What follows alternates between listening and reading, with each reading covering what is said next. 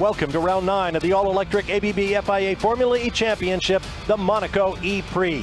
Hello everyone, I'm Bob Varsha with 8 different winners from the first 8 races of this season. Nothing compares with Formula E. Our circuit is the shortest on the calendar at 1.7 kilometers, just over a mile with 12 turns veteran fans can recite by name. A shortened version of the Monaco Grand Prix circuit, the field of 22 will rocket by the grandstands at a little over 50 seconds per lap. The cars are lined up on the Boulevard Albert I, so let's turn the microphone over to the men who will call the start. Lead race commentator Jack Nichols and 3-time Indy 500 champion Dario Franchitti. Thank you very much, Bob. Good afternoon, everybody. And here is the grid, how they will line up for this 45-minute plus 1 lap race of the Monaco ePrix. Pole position on the left-hand side, it is Jean-Eric Vergne for the DS Techeetah team. Alongside him on the front row, the red, white and blue Mahindra of Pascal Wehrlein. Alongside him in 3rd place is Oliver Rowland. Rowland set the fastest time in qualifying but had a penalty from the last race, so is dropped back to 3rd on the grid. And in 4th place, it's Felipe Massa, Dario. Yeah, Felipe Massa, his home race, the Venturi's team's home race. Can he get his first Formula E podium today? Sebastian Buemi lines up 5th in the other Nissan. And then in 6th position, you have the first of the BMWs. Alexander Sims for the BMW I Andretti team. Alex Lynn with his best qualifying since his return to Formula E in only his 3rd race with the Panasonic Jaguar team. And then you've got Antonio Felix da Costa, winner of the opening race of the season, 3rd in the championship. He's the highest of our championship contenders in 8th place. Jose Maria Lopez for the J-Ox Dragon team lines up in 9th place. And Stoffel van Dorn completes the top 10, still looking for a win this season. He's had 1 podium in Rome already earlier in the year. This, though, is the championship leader, Robin Freins, in 11th. Robin Freins won his first Formula E race in Paris last race. This is going to be a test of his patience today, though. Mitch Evans qualified well, but was given a 10-place grid penalty for a qualifying infringement. Lucas Di Grassi starts 13th for the Audi team, and then it is Sam Byrne, a driver who was a championship contender, but has failed to score in the last 3 races. Alongside him, another Briton, Oliver Turvey for the Neo Formula E team. That team are bottom of the team's championship, so would really like a good haul of points this afternoon, but from 15th it's going to be difficult. Then it's 16th place Daniel Abt in the other Audi. He's ahead of the teammate car to Stoffel van Dorn, Gary Paffett for HWA Race Lab. Tom Dillman in the other Neo is in 18th place. 19th on the grid, Jerome D'Ambrosio. He's 5th in the championship. He didn't have a good qualifying. The same is true of the man in 20th, Andre Lotterer, 2nd in the standings, only 1 point off the championship lead, but he hit the wall in qualifying and starts in 20th place. A penalty carried over from the last race for Eduardo Mortara sees him in 21st. And completing the 22, Maxi Gunter, who despite a decent qualifying had a 10-place grid penalty. The car's lining up then, and it is Jean-Eric Vergne, the reigning champion, but the man who is 6th in the championship standings at the moment, who's in prime position to take a win. It's difficult to overtake around Monaco, Dario. It is very difficult, and expect Jean-Eric Vergne to be very robust in his defence today. But he is confident of leading out of Zandvoort in lap 1, and that is key to his strategy. There you can see the stress levels. We've taken the regular heart rate of the drivers, and this is how they are at the moment. All 5 lights are on, and we go green in Monaco. Good start from Vergne. Decent start from Rowland as he tries to get up the inside. He said he wanted to lunge it at turn 1. I think he was joking, and he's been fairly sensible into the first corner of Zandvoort. Then they'll start cascading down the hill towards the hairpin right-hander, and Rowland is under a bit of pressure here. Buemi goes to the inside, it's 3 wide. Buemi very sensibly gets out of it. Felipe Massa trying to get around the outside. Everybody safely through the first 3 corners, which is good to see. But Jean-Eric Vergne leads, Wehrlein 2nd, Rowland 3rd, 4th is Massa, 5th is Buemi, 6th is Alexander Sims. So no change at the opening corner in the front runners. And I think Jerome D'Ambrosio in the Mahindra near the back of the field has got some damage to his front wing. We heard some crunching as they went into Zandvoort in the first lap. And I think he's in more and more trouble. 5th in the championship at the moment. Through La Rascasse and then out through Anthony Nogues for the first time to complete the opening lap. Around the outside there goes Andre Lotterer trying to get past the Audi, and I think he's managed to make that stick. No, not quite, but bold stuff from Lotterer, who's made up a lot of places at the start. Yeah, I think he got a couple around the outside at La Rascasse, but then the Audi stopped his progress. But he has got to be aggressive today. As you said, Jack, 2nd in the championship, but he's got a long way to go to score 1 point, never mind 25. Rowland is going a little bit defensive from Felipe Massa behind. Lotterer leads in the black and gold Techeetah. 2nd is the red and white Mahindra. On the right-hand side is the attack mode activation zone. And the drivers go through that. They have to do it twice in the race, and they get an extra power boost of an extra 25 kilowatts. And they have to do that twice over the course of the ePrix. It's very tactical. It'll be fascinating to see what they do here. But the top two pulling away here a little bit from Oliver Rowland in third. Yeah, the attack mode here in Monaco, and usually it doesn't cost the driver any time to go into the attack mode activation zone. Other tracks, it's cost them time and almost positions. This is when Jean-Eric Vergne, our leader, is at his most dangerous. When he is out front leading a race, he can control the race from there. 2 laps completed, so the attack mode activation zone is now open. Everybody neat and tidy coming through Saint-Devote. Oliver Rowland has just pulled away a little bit from Felipe Massa behind. No one thinking of a lunge. Oh, someone did a little cutback coming into the hairpin. There is the attack mode on the right-hand side. No one going through it yet. You don't want to waste it 2 minutes into the ePrix. Now, you can hear a little bit of lifting. There'll be very slight energy saving in the early part of the race, I think. But after that, the guys are going to be flat out, especially if we get a safety car or a full course yellow. Jean-Eric Vergne leading, Pascal Wehrlein in second place. The only man to have ever won the Monaco ePrix on the 2 times it's been run is Sébastien Buemi, who's currently sitting in 5th place in the silver Nissan.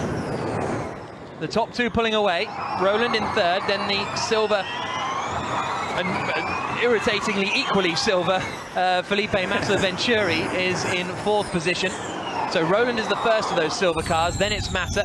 This is looking back at Alex Lynn on board with Alexander Sims. So the 2 Alexes dueling it out over 6th position. And still no one using the attack mode just yet. Lucas de Grassi has made up a couple of spots from 13th to 11th in the Audi. As we see, Lotterer, yeah, armed attack mode, just go through.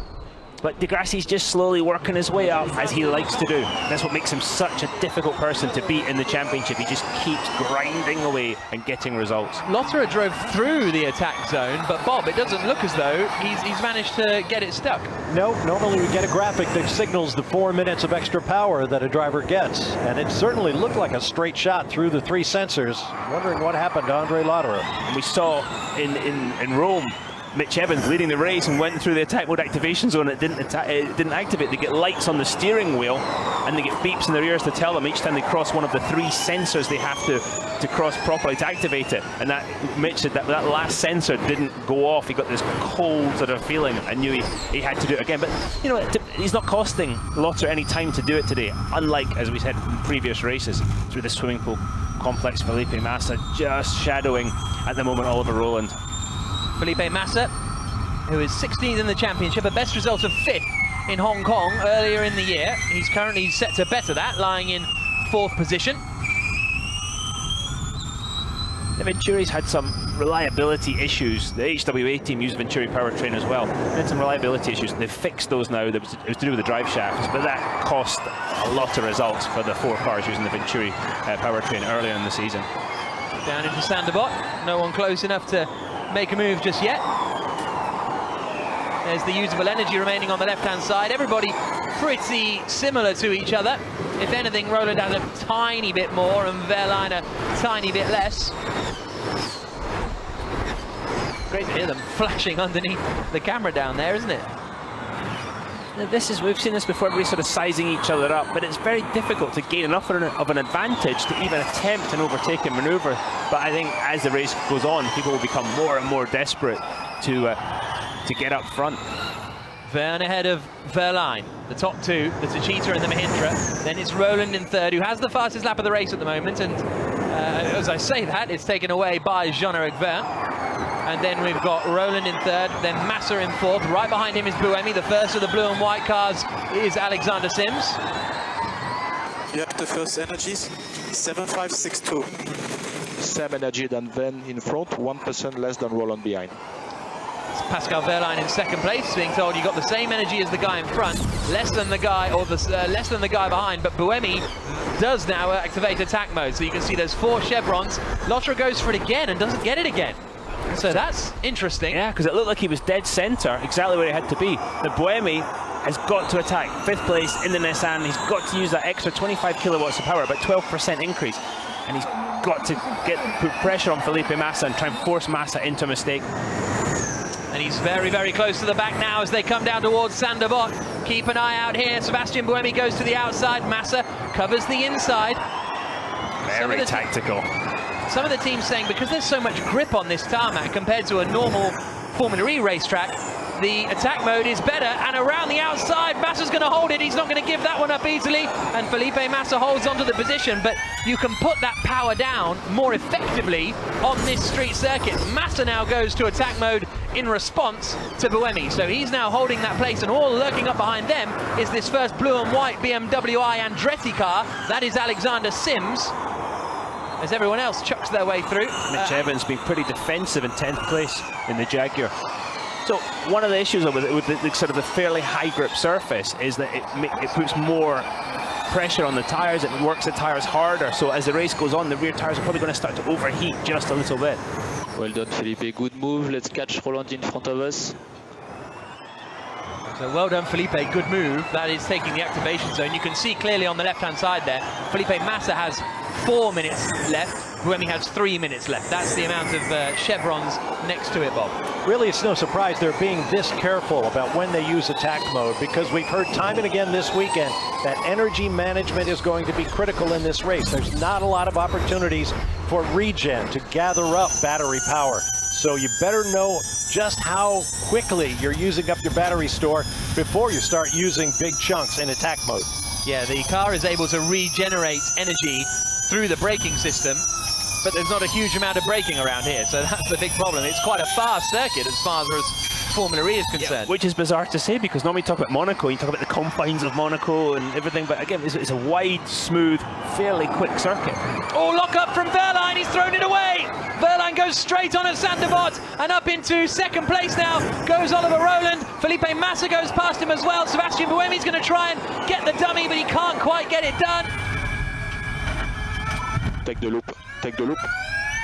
So there's now sending Wehrlein to the attack mode to try and recover some of those positions that he's thrown away from that tiny little lockup at Sandebot at the first corner. Verne leads, Rowland second, Massa third now. And Massa's in podium position at the moment. That would be very popular here in Monaco.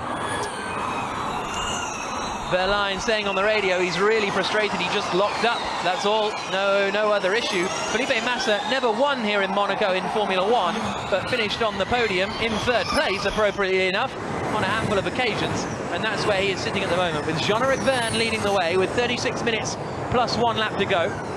Rowland 2 seconds back now in second place. Verne is looking very, very strong at the front of this field. This is the progress they've made up the order.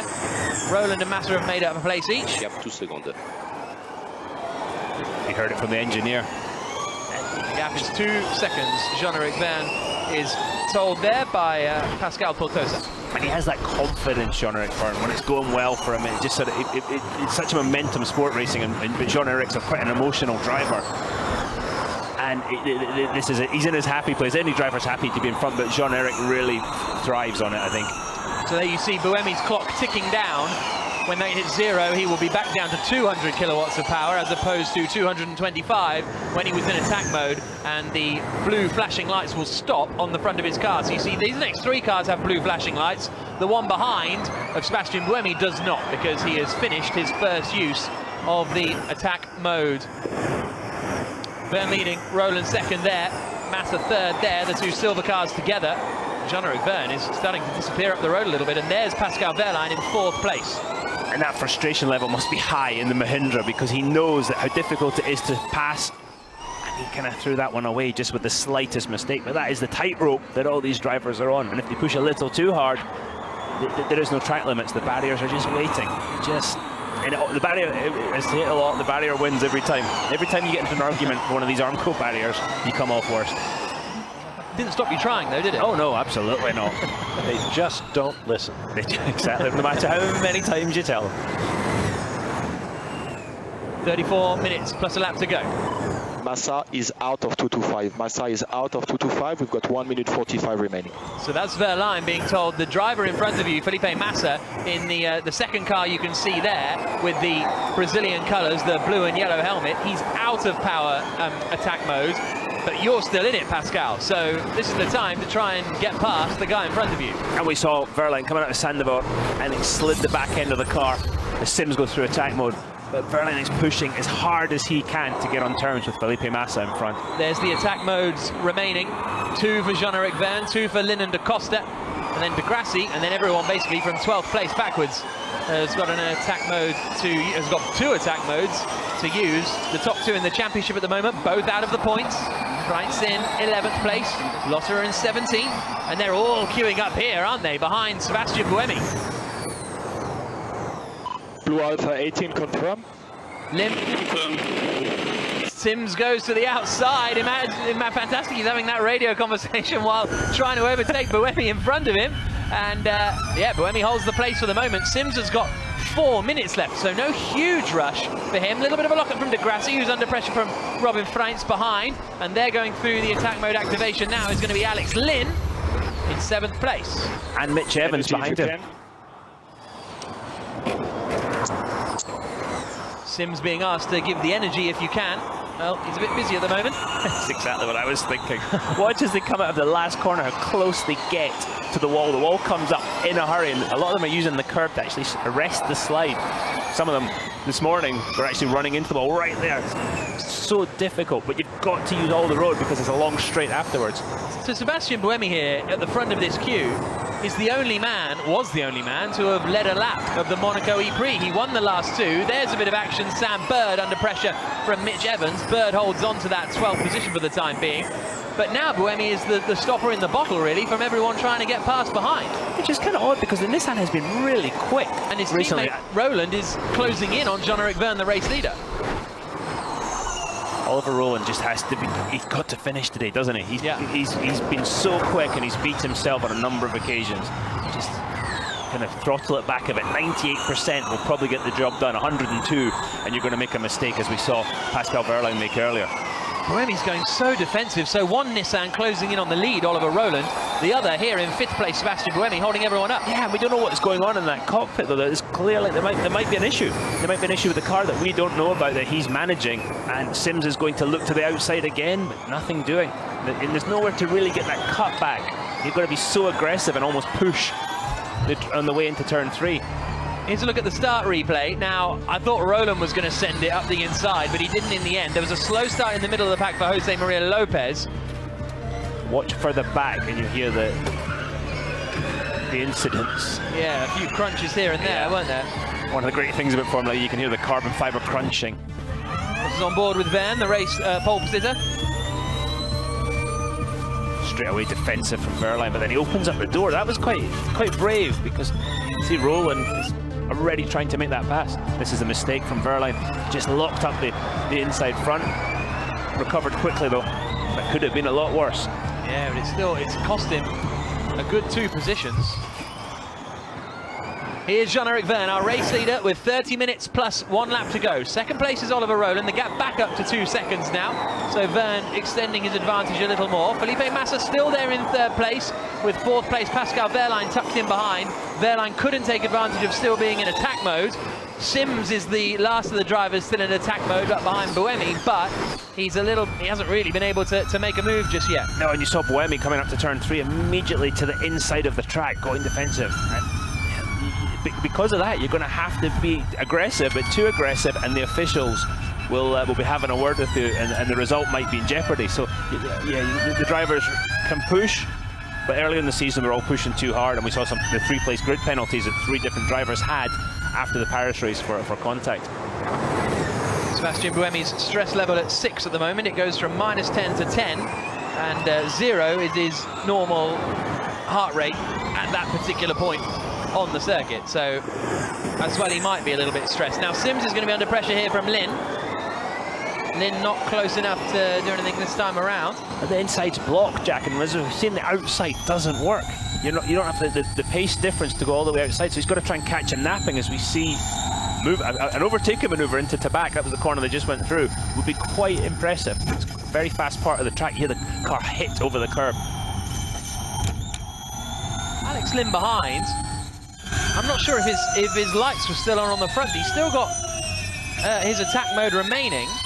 But it's going to run out now. Only goes on when they go to full throttle as well. But on the radio, he was saying it's gone, it's gone. He's lost the attack mode a little bit early there. So here they come down the start-finish straight into Sainte Devote. He's run out of it now anyway, and the man behind him, Antonio Felix da Costa, oh, that's wide from Alexander Sims. Little bit of a mistake, and Lynn is right on the back of him. Here comes the Jaguar. It was the BMW round the outside, da Costa right round. Oh, what a move from da Costa! Absolutely fantastic, and I wonder if there was a little bit of a team play there where Sims held Lynn up. Balance okay. So that da Costa could get past. That was opportunistic, was it not? Fantastic stuff.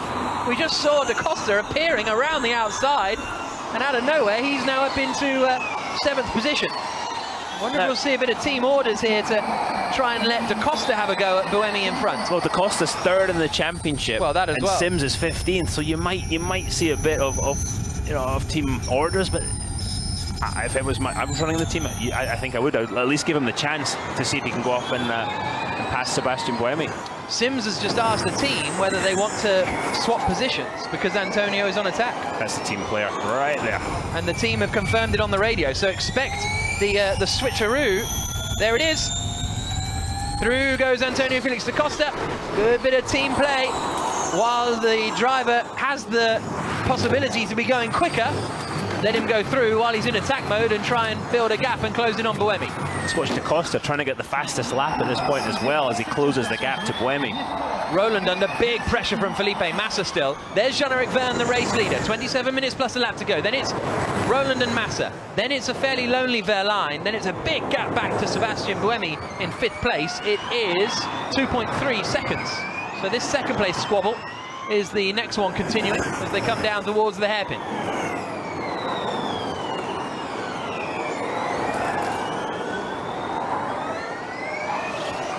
Oh, lock up from da Costa. He's pushing hard. We're on board with Massa. Home race for the Brazilian because he's lived in Monaco a long time. And then on the grid, you could hear the people chanting his name. He's a popular little guy around about here. In most places. That's gonna say. The way he conducted himself in Formula 1, absolutely well-deserved too.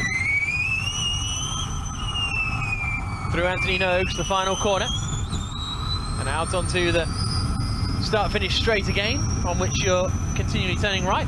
You can see the shadows starting to appear as the sun gets a bit behind the buildings. Makes it quite difficult to constantly see your sort of braking points, your apex points, because your eyes are sort of reacting as quickly as they can to the different light levels.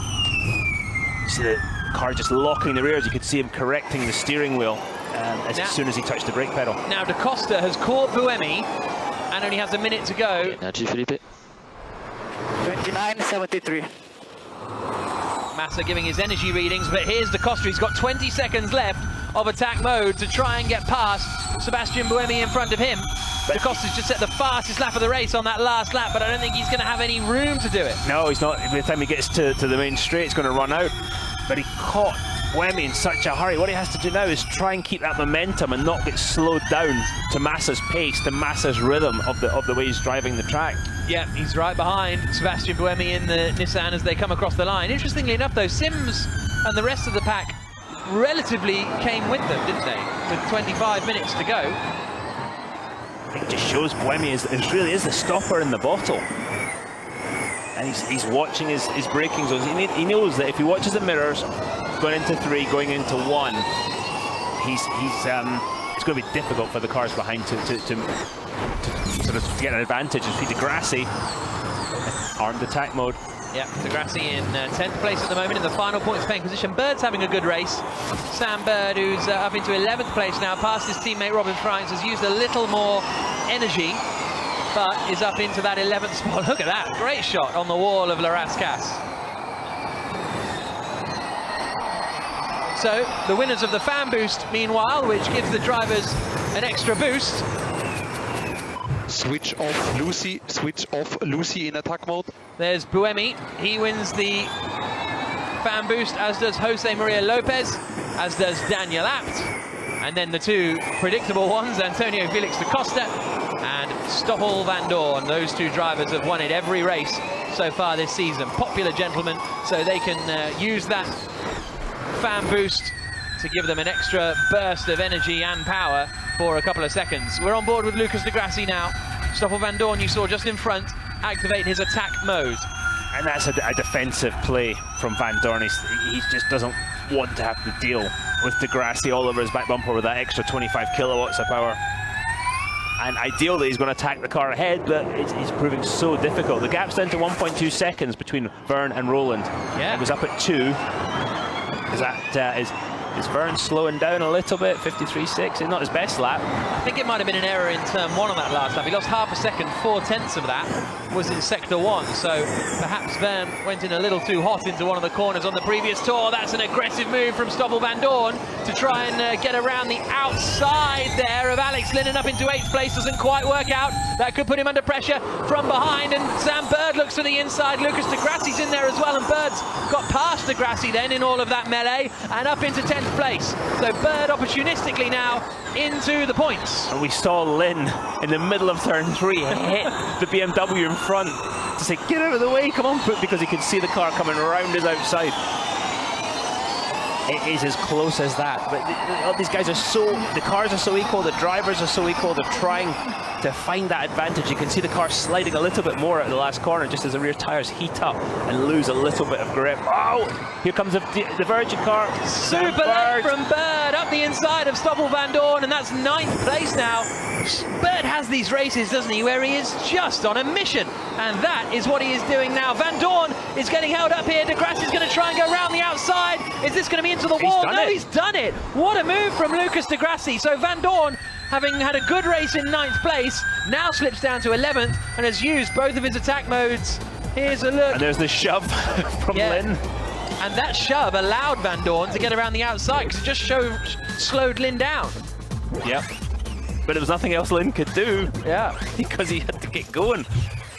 Jean-Eric Verne leads the race, only 1.1 seconds ahead of Oliver Rowland in 2nd, and Felipe Massa in 3rd place, and the Venturi is coming with him. Pascal Wehrlein, you feel, is closing back in. Indeed, he was the quickest of the top 5 on that last lap. Bird again!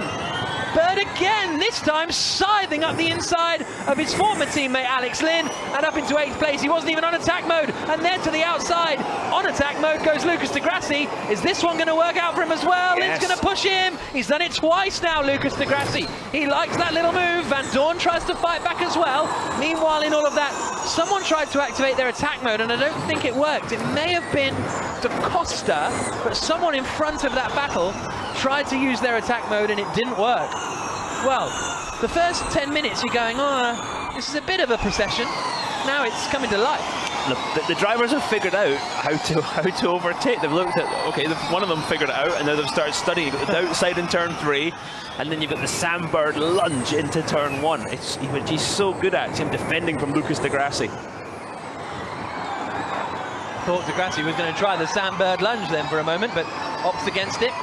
There are the drivers with fan boost on the left. They get a 5-second power boost to 250 kilowatts side by side. Van Dorn trying to get past Lynn and back him into 10th place.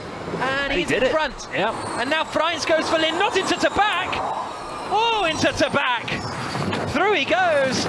Bold stuff from Robin Freins, and Lynn loses out as well to his teammate Mitch Evans. Championship leader Robin Freins, but he's not at this point. He's not going to score any points in 11, so he's got to march forward. You can count the moves into Tabak on one hand, can't you? That's the first time I've seen it. On any fingers at all? Yeah. So, across the line they come with less than 20 minutes plus a lap to go. Verne leads. The gap's down to 0.6 of a second up the front. It's down to 0.6 of a second. I think Lynn's race is over. Yeah, a lot of damage right front. Yeah. He'll surely have to pit to replace that front wing. He's been told to carry on, but it's going to fall off at some point. He'll get wedged under the car or some such. The thing is, the team have told him to carry on, but the officials might have a different reading on that situation. But again, Alex Lynn's luck just deserts him. As we see Daniel Abt arm attack mode from 16th place in the Audi. Lotter has started at the back, made a good start. He got him into 17th. Oh, there she goes. Actually, you don't want that hitting any of the drivers on the head. No, well, although it's carbon fiber, it's still. These Formula, and there's Maxi Gunter with the damage as well. Double waved, yeah. This could be a bit of a full course yellow, you know. Potentially a safety car, because it is right on the, not right on the racing line, but as close as can be on the racing line. Mortara's got a puncture, I think, or damage. I think it's Maxi Gunter, but you're right, straight on. And it is Maxi Gunter. He's got damage on the front and the back. He's got damage everywhere, I think. Yeah. He's probably run out of road and sideswiped. Yep. Can you continue, Max? Full course yellow coming. Full course yellow coming from Scott Elkins, race director. Everybody has to slow down to 50 kilometers per hour. The drivers will press a button on the steering wheel that will limit the top speed to 50 kilometers an hour. So there's damage everywhere, really, isn't there? So a little bit of a cleanup about to come. What were those marks in the middle of the straight? It was like somebody dropped out of a tree. Very bizarre. There's like a burnout marks in the middle of the straight or something. I wonder if there was some contact that necessitated jumping on the brakes, maybe? Yeah, lifted somebody's wheels off the ground or locked them up. Well, the marshals very experienced in Monaco in clearing stuff up quick, and they appear to have done that almost immediately. Now, what's Maxi Gunter's car doing over here on the left-hand side? Is that still there, or is that gone? Look to your left, that looks relatively clear as well, actually. So this is race control, 4 course yellow, here we go. Ending in 5. Roland 4, right behind Verne for the lead of the race. 2, 1. Green flag, green flag. And we're racing again. Here's a replay, meanwhile, of what happened to Maxi Gunter. Looks as though the three of them came together. Here we go. He pulled out to pass, and was he collected? I don't really know what happened there. But here's Verne leading the race as we go green flag racing again with 17 minutes plus a lap to go. Now, Jean-Eric Verne's engineer at the Techeetah team has got a problem with his computer. So he's just having to swap computers. That's all, okay. And they've swapped computers in the garage, and so Verne's engineer's now got a new computer. So he told Verne this, did he? Yeah. See, that would be information as a driver I really need. I'd be like, you deal with it. He's going to start reading the other guy's email. Yeah. Just, you know, get on with it. Well, so if someone goes, Darry, I've got a problem with my computer, you go, I don't try care. turning it off and on again. Yeah, exactly. It's not. I can't fix it. It's not going to help me go any faster. So just deal with it. Oh, DaCosta using fan boost. He's right behind Sebastian Buemi. They're coming into shot now on the right-hand side, side by side. Oh, I think they might have had contact there. Coming down into the first corner. They're still there. DaCosta almost gets put in the wall. That would have been a bit of a Larry moment indeed as they come down into the hairpin again. Oh, round the outside, slam, bam, and that's Degrassi out. What happened there? It looked like Sims cut across. I don't know if Sims got hit. Sims goes to activation zone. Degrassi's car's in all kinds of trouble. Yeah, the race is over for Left Degrassi. front suspension damage. It was as if Degrassi went to the outside. Sims didn't know he was there and tried to, get a better line into the hairpin. That's what. Well, this is DaCosta and Buemi leans on him. Buemi's not a guy that's going to give up a corner. He did nothing wrong. He did absolutely nothing wrong. You see Sims getting a run. Yeah, that was absolutely fair. So how's Degrassi got past Bird at this point as well? Like, I don't know how. Look, there's Sims, then there's Bird. Okay, now watch. Here we go. Degrassi goes to the outside of Bird, and Sims has no idea. No, exactly. Sims just thinks, I'll try the outside pass. 4 for the lead in the Monaco ePrix here in ABB FIA Formula E. 15 minutes plus a lap to go. Verne is in front. He had built a gap up to 2 seconds, but now Oliver Rowland in the Nissan is right behind him. Felipe Massa in the Venturi is right behind him, and Pascal Wehrlein's there as well. There's Degrassi pulled off at the side of the track, so that won't cause a full course yellow.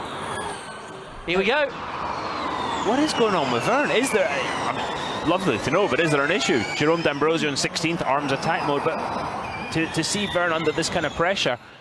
Now, Roland has got... if he's going to make the move, he's got to be very decisive about it and make it count. You can't do half moves because that's the kind of stuff that gets you into trouble.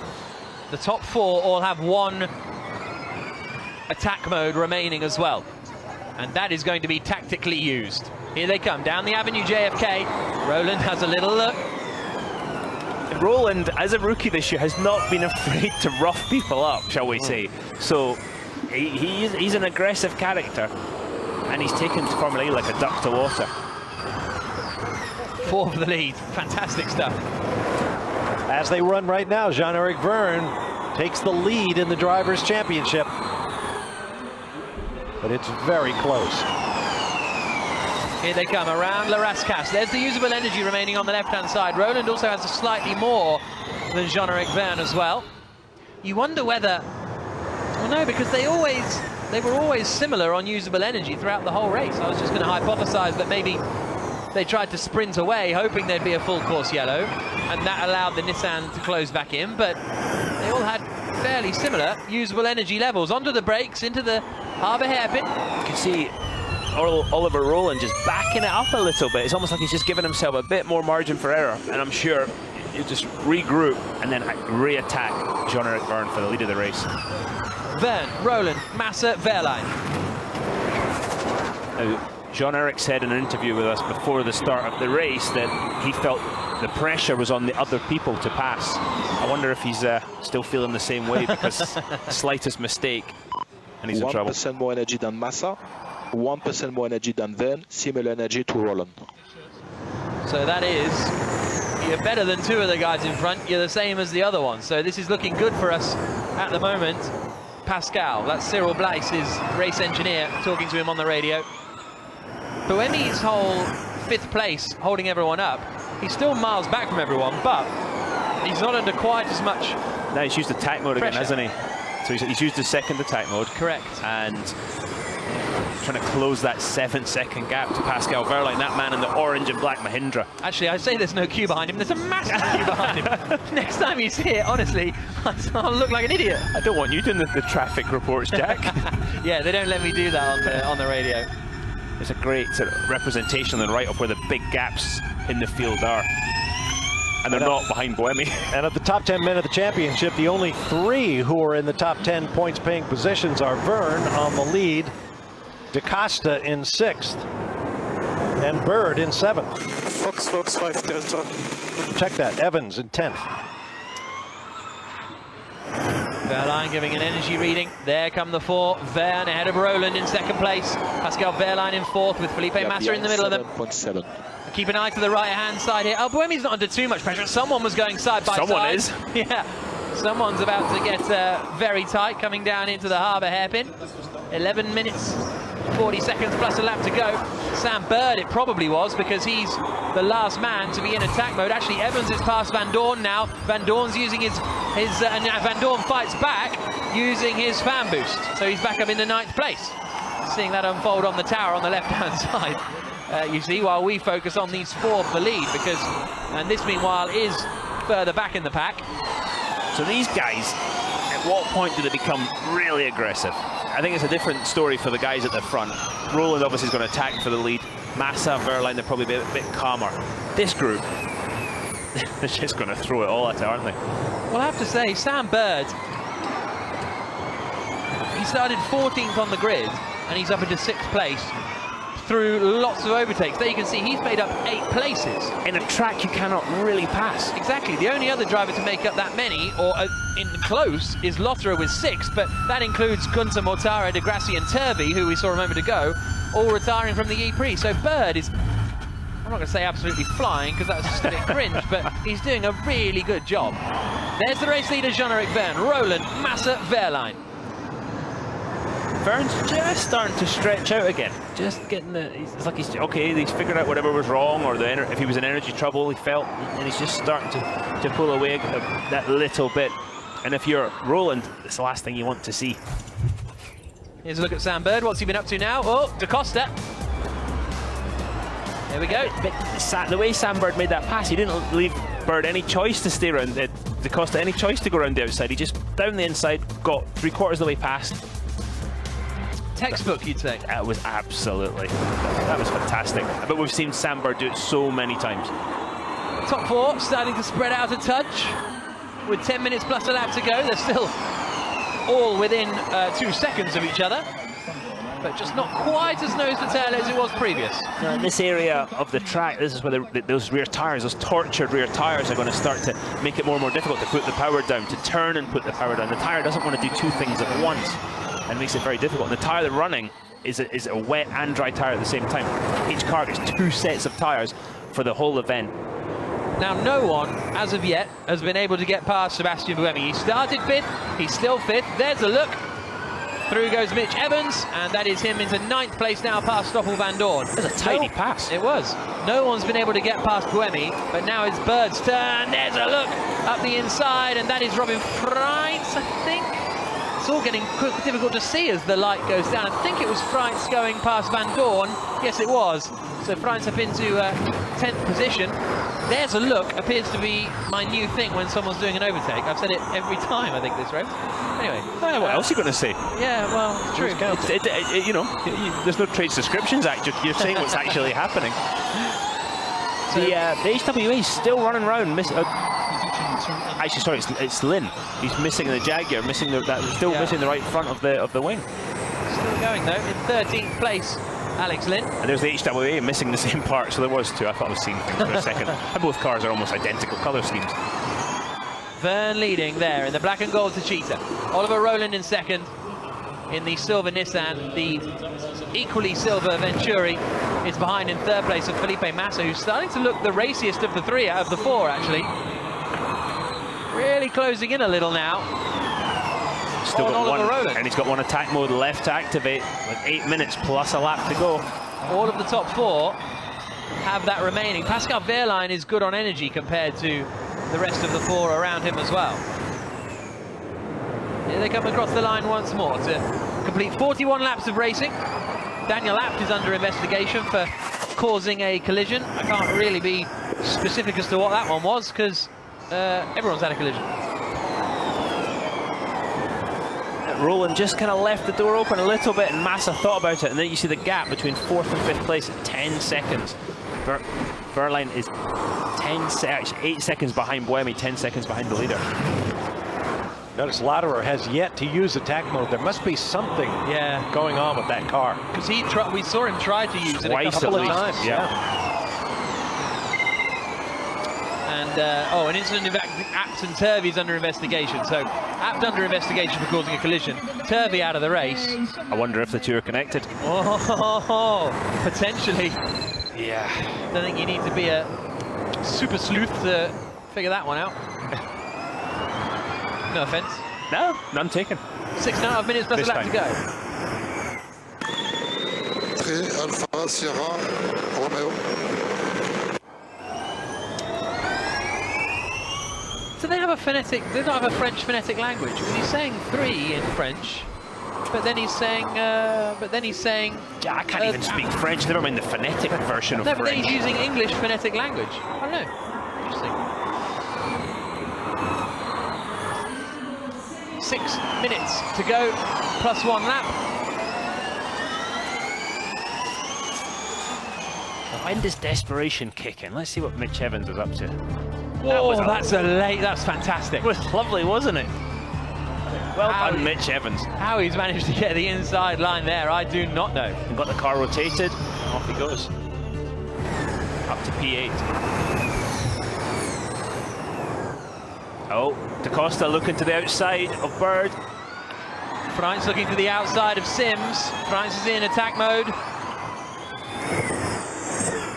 Bird is 2 seconds away from Buemi, so that hasn't worked out as we would have thought. There's Buemi disappearing. But do we think Buemi, he tried to pass him and lost some time? I don't know. Rowland's gone attack. Rowland's gone attack mode then for his final time. This is it. If you're Oliver Rowland, you've got to make hay while the sun shines. You've got to attack when you've got that extra 25 kilowatts of power. Surprised he's gone first out of all of them? He must just be thinking, right, I'm going to have you. Yeah. It's just that. It's just determination. Right, I'm going. Yellow flag. Debris. Another front wing sort of wheel cover.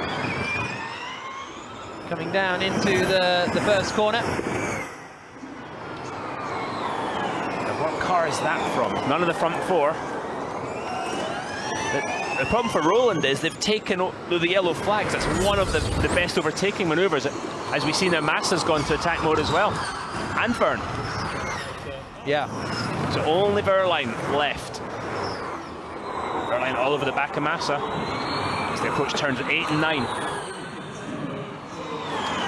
4.5 minutes to go. Abt's gone for attack mode as well. And look, Rowland is right behind Jean-Eric Vern. Okay, Vern has attack mode now too, and we'll have it for longer, so it's pretty much now or never with 4.5 minutes to go. Wehrlein is going to be the last driver to have the attack mode activated. And he was really pressuring Felipe Massa through the slower parts of the track.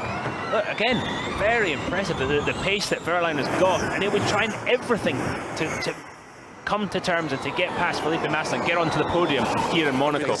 Yeah, this lap copy, yeah. Oh, here we go, he's going for attack mode. 1 minute. Look for the orange Mahindra over to the left of the track. So we'll have 1 lap of P2. Okay, off. all 4 of the leaders are in attack mode.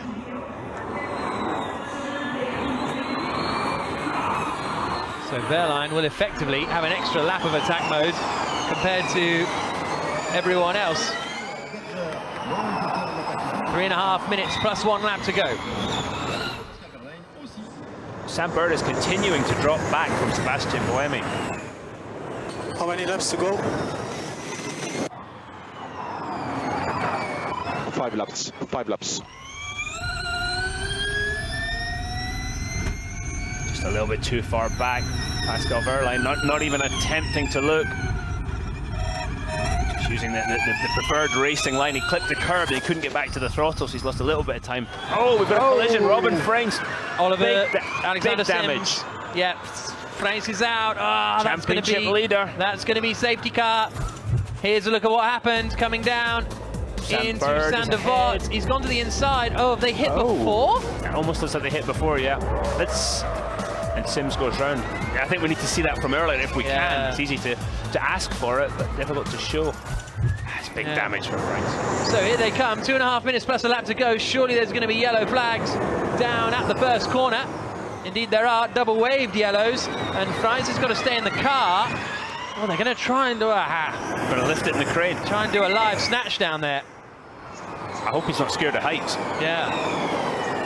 Or other racing cars. There is that too. Think of the marshals, they're standing out in the circuit. Exactly. 2 minutes plus a lap to go. They are pretty swift here in Monaco. They have all the cranes and all that kind of stuff. I really do think the track marshals here are among the best in the world. I absolutely agree. I'm surprised they haven't gone full course, but again, if they do it now, the race will end under the yellow. Track clear. Track clear already. Fantastic. Unbelievable stuff. Oh, Wehrlein, he's setting up. He knows the track's clear. Can he make it stick into one? Too far back. Close as it's not clear. Oh, it's not clear. I mean, it's really not clear. There's a marshal right in the middle. Yeah, the sign said, the timing screen says track clear at turn 1. There's no car there, but here we go. Pascal Wehrlein now on the mission to try and get a podium. And Roland is a little too far back, and now Verne is in attack mode, and Roland is not, but Massa in 3rd is, and Wehrlein in 4th, and Wehrlein keeps asking on the radio, how many laps to go? I've got to know. Fascinating final, 3 laps coming up? Let's see, will it be 2 or will it be 3 laps? How much longer? Is Jean-Eric Verne going to slow it down to avoid doing 1 extra lap? 53 seconds a lap. Roland's got 2% more usable energy than Verne. So has he just been saving all this time to launch a closing attack? 2 laps. 2 laps to go. 2 laps to go then. The penultimate lap of the Monaco ePrix of 2019 being started by Vernon. Roland was super late on the brakes into Sander Vogt. 4 for the lead with 2 laps to go. And here's the look. Roland tried to get him to the outside, but he couldn't do it. Wehrlein tries to go to the outside of Massa, but he couldn't do it. Wehrlein's still got the 30 seconds of attack mode. He's got to make it count, Jack. Wehrlein's just been told that Massa has run out of energy, which is absolutely true. And now Wehrlein knows it, and he's got 20 seconds to try and get this job done to get up into the podium places. The clock ticks down to 0. Wehrlein tries Le Rascasse. Oh, I thought he was going to do the switch back. Here we come down into Sander Vogt. This is the final lap of the race. Verne leading, but he is only a matter of 0.3 of a second ahead. Wehrlein to the outside. Can't do it. He's hit him again. That's 2 laps in a row. He's just giving him a little Roland's so close. Coming down into turn 3 for the lead of the race. But Verne just covering the inside. That was contact between 3rd and 4th, that noise you heard. Surely that's it now for Jean-Eric Verne. There's no more overtaking opportunities. Evans has got him into 6th place past Sam Bird. A couple more corners. But Massa's only got 1% left, Jack. Massa's on 1% of usable energy. You're right, Dario. Massa might not make it to the end of the ePrix. Verne's on 1% as well. Towards the final corner they come. Crunching into the back. Wehrlein goes for it, he can't do it. Verne comes out of the final corner. The streak is over. Verne wins for the 2nd time this season in Formula E. 2nd across the line is Roland Massa. He's at 0% now. I didn't see whether he got across the line in time or not. Verline is going to come across the line in 4th. Who is 5th? It must be Sebastian Buemi. Yes, it is. And then it's Da Costa 6th, just ahead of Evans in 7th. Daniel Abt in 8th. Verline's got the fastest lap, and the point for that Bird! Oh. The race of the season for Sam Bird, and he's got no right rear. Oh, no tyre on it at all, Sam Bird. I wonder if somebody's hit him in the back as he had happened in Hong Kong.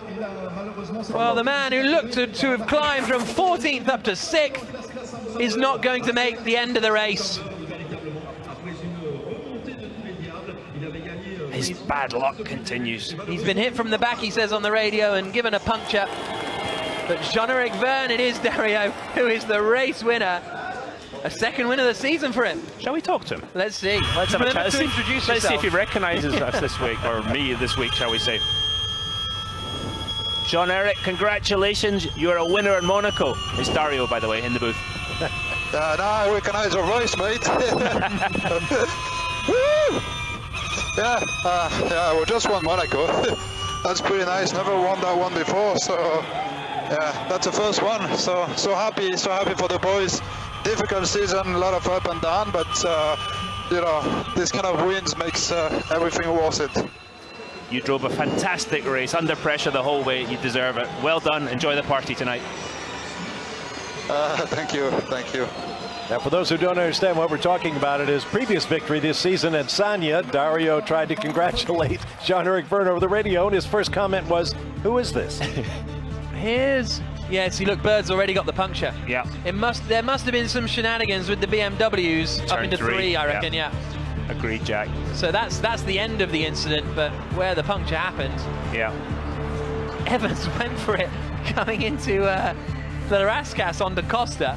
2nd for Oliver Rowland, but it's the top step of the podium for the Frenchman in Monaco, Jean-Eric Verne. A superb drive. Xavier Mestelan on the left-hand side there, the boss of the DS Automobiles racing operation. And there is Prince Albert II of Monaco. His Royal Highness handing over the trophy to Jean-Eric Verne. The team delighted. Fast lap point goes to Pascal Verline, but that'll be kind of cold comfort after he was unable to get by Felipe Massa there at the line. Ivan Yim and Edmund Chu, you saw there celebrating for the DS Techeetah team, the president and the MD, Pierre Casaraghi, handing over the trophy to Oliver Rowland. Nephew of Prince Albert. Good drive from Rowland. His 2nd podium, his second place. That win, still a little bit elusive. And then Alejandro Agag, the founder and CEO, and chairman, I should say, sorry, of Formula E, hands over the 3rd place trophy for Felipe Massa, his first podium in Formula E, his best results in Formula E, and a very strong drive as well. Had to fight hard at the end to keep that 3rd place, but now it's the Frenchman on the top step of the podium in Monaco. Jean-Eric Verne victorious. You can hear the chants of Massa. Hugely popular driver. And Massa gets a congratulations from Michel Bory, the president, the president of the Automobile Club de Monaco. Monsieur Bory has been at this for a very long time.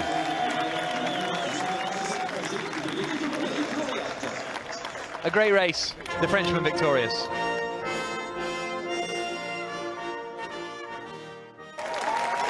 So that victory moves Jean-Eric Verne to the top of the championship. 5 points clear now of his DS Techeetah teammate, Andre Lotterer, who's on 82, and then Robin Freitz in 3rd on 81.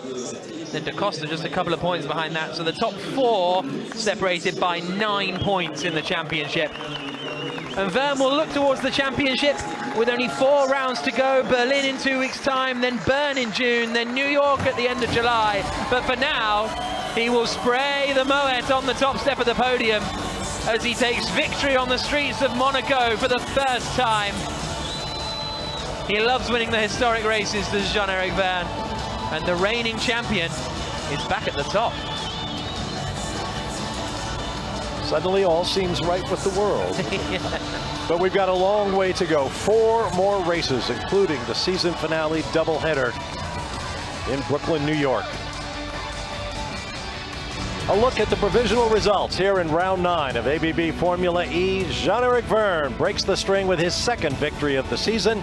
Oliver Rowland, best performance for him in the series, in second place. And Felipe Massa makes the podium for the home team. He'll be a very popular third place finisher. Pasco Wehrlein tried right to the end and picks up the bonus point for fast lap, followed by Sebastian Buemi, Antonio Felix da Costa, Mitch Evans, who had a great run from deep in the field at the start, Daniel Abt, Andre Lauderer, and Alexander Lynn. Here's a look at 11 through 22nd. Stoffel Van Dorn, Jose Maria Lopez, Jerome D'Ambrosio.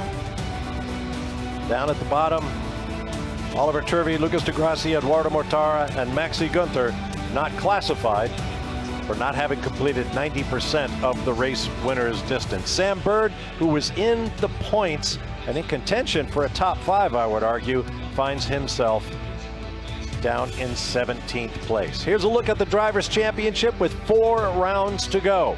Jean-Eric Vergne by 5 points over Andre Lauderer, who has a 1-point advantage over Robin Freintz, who came in as the championship leader. Then Antonio Felix da Costa, Lucas de Grassi. I mean, just look at those point spreads. I mean, anybody could be in Jean-Eric Vergne's place sometime in the next 4 races. You're going to want to be with us all the way to Brooklyn.